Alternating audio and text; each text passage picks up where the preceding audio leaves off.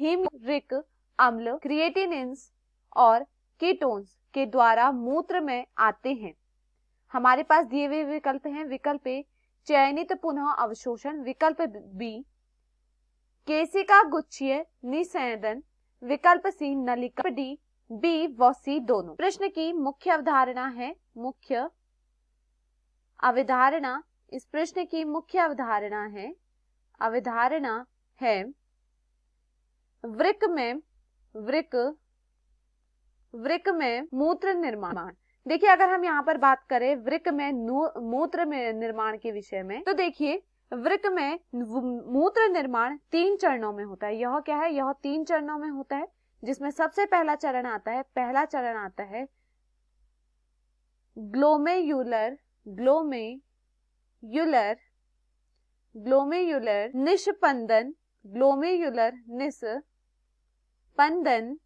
Glomerular निस्पंदन। उसके बाद आता है पुनः अवशोषण, पुनः ट्यूब्युलर स्राव। उसके बाद आता है ट्यूब्युलर स्राव। हम बात करें सर्वप्रथम ग्लोमेरुलर फिल्ट्रेशन प्रक्रिया के विषय में, तो यह वह प्रक्रिया होती है ग्लोमेरुलर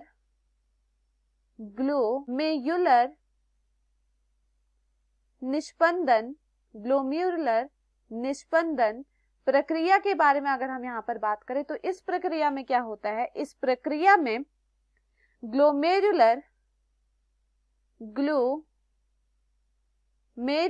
रक्त में हिप्यूरिक अम्ल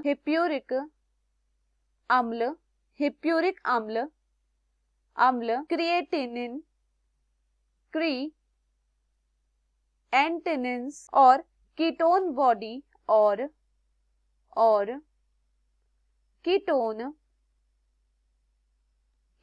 बॉडी जैसे नाइट्रोजनी कचरे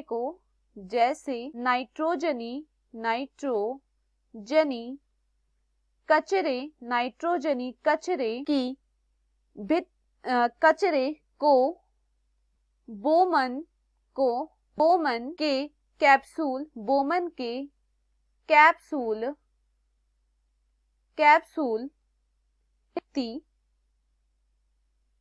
की भित्ति में मौजूद निस्पंदन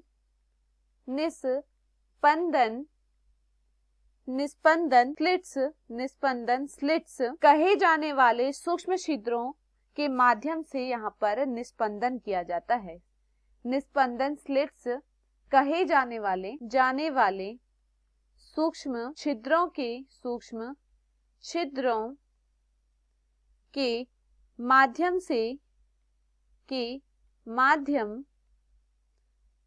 फिल्टर किया जाता है। माध्यम से क्या किया जाता है, फिल्टर किया जाता है। अब देखिए जो ट्यूब्युलर स्राव होता है, यह ट्यूब्युलर स्राव अगर हम बात करें यहाँ पर ट्यूब्युलर स्राव के विषय में कि ट्यूब्युलर स्राव क्या है, तो देखिए जो ट्यूब्युलर स्राव होता है, ट्यूब्युलर स्राव हिप्यूरिक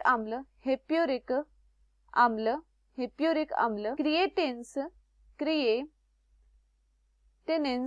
क्रिएटिनिन्स जैसे नाइट्रोजन युक्त अवशिष्ट पदार्थों का क्या करता है, यह स्थानांतरण है। देखिए ट्यूब्युलर स्राव क्या है, यह हिप्यूरिक अम्ल क्रिएटिनिन्स यह अवशिष्ट पदार्थों यह क्या करता है, यह स्थानांतरण है। और देखिए जो कीटोन होता है, कीटोन सामग्री जो होती है, यह क्या है, यह पेरीट्यूबुलर केशिकाओं से वृक्क ट्यूबुलर ल्यूमन तक होती है।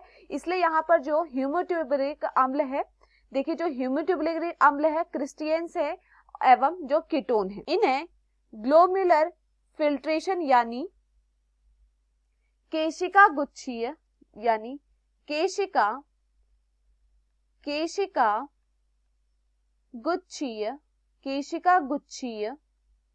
निषेधन केशिका गुच्छीय निषेधन और नलिका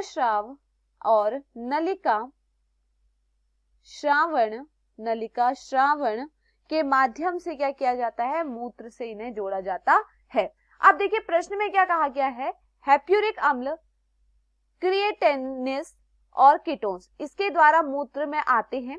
विकल्प ए दिया गया है चयनित पुनः अवशोषण से, तो यह गलत होता है, इसके द्वारा नहीं होता है। विकल्प बी दिया गया है केशिका गुच्छीय निषेधन, तो यह यहाँ पर क्या होता है, सही होता है। विकल्प सी दिया गया है नलिका श्रावण, यह भी यहाँ पर क्या है, सही है। इन्हीं के माध्यम से क्या होता है, यहाँ पर मूत्र आते हैं। तो देखिए यहाँ पर विकल्प डी दिया गया है, बी व सी दोनों, तो यह यहाँ पर क्या है, सही है। तो दिए हुए विकल्पों में हमारा सही विकल्प है विकल्प डी। मैं आशा करती हूँ आपको समझ में आया हो। धन्यवाद।